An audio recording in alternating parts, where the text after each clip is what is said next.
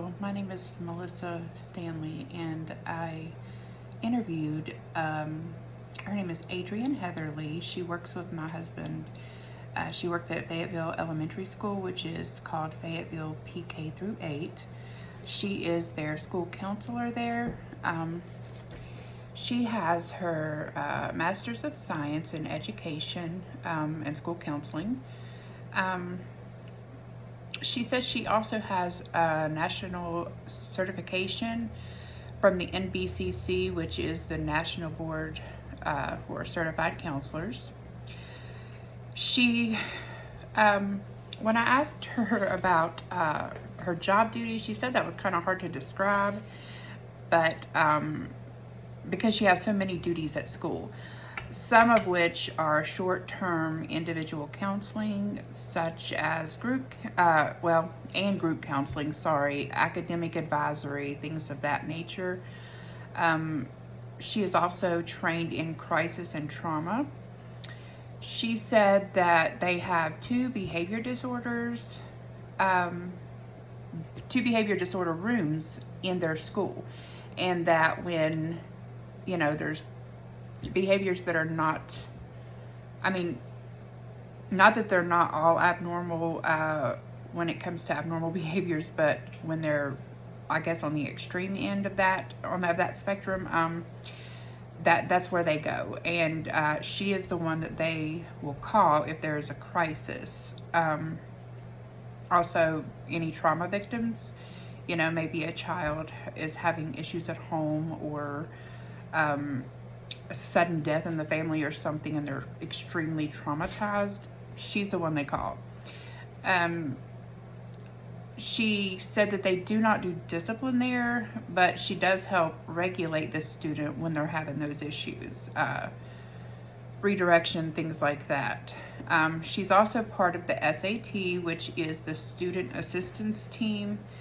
She is part of the IEP, which is the Individualized Education Program, and she's in the leadership of that. And she's also with the PBIS teams, which is Positive Behavioral Interventions and Supports.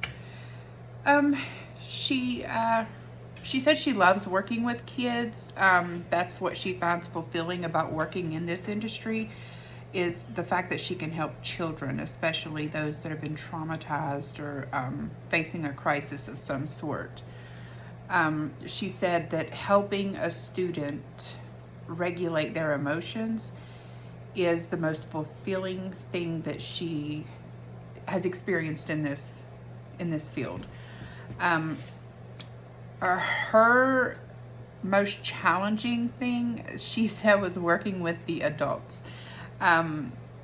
She said that kids, they can't control a lot of their environment, but adults can.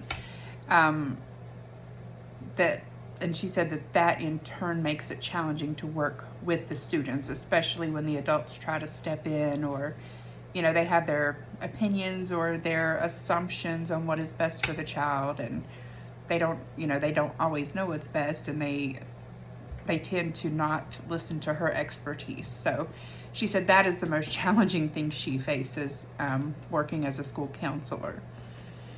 As far as what she does to continue professional growth in this field, she said that she goes to multiple conferences throughout the year, depending on locale and how far, as far as travel and all that goes. But she said she also has to take CE classes, which I'm sure we all know in the psychology field, we always have to take CE classes to keep up with our certification, especially once you've gotten your master's degree or higher. She said that in the school that she's at, they also have monthly meetings, and they bring in other counselors so that they can all get together and kind of have like a group meeting and I guess collaborate on what is and is not working within their field. Her recommendation for somebody that is going into the field of psychology or counseling or anything in that's related to that is she said that we all need to learn how to compartmentalize. She said that most people in this profession are natural born helpers. You know, we want to help people. We want to reach out and help people. And she said that that can take a toll on your health as well as your family's health, if you don't learn how to do that, if you don't learn how to compartmentalize.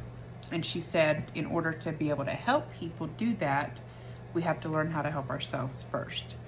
And I agree with what she said. What I learned, my takeaway from this assignment was, especially having read some of the information about meditation and things that we can do as a counselor to help others. You know, it's just like a car. You can't get in a vehicle and expect it to run without gasoline. Same thing with us. We cannot help others if our tank is empty. You know, we have to take care of our own mental well-being first and foremost before we can help others. And especially going into Christian counseling, I think it's very important to pray and to seek God's guidance, the Holy Spirit's help as well, so that we can keep our tanks full, you know, especially spiritually, mentally, emotionally. We cannot allow our emotions or our feelings, our biases, and all of that. We have to set that aside when we are approaching someone and attempting to help them. We, you know, it's hard to take on and share a burden with someone if we are emotionally drained and empty.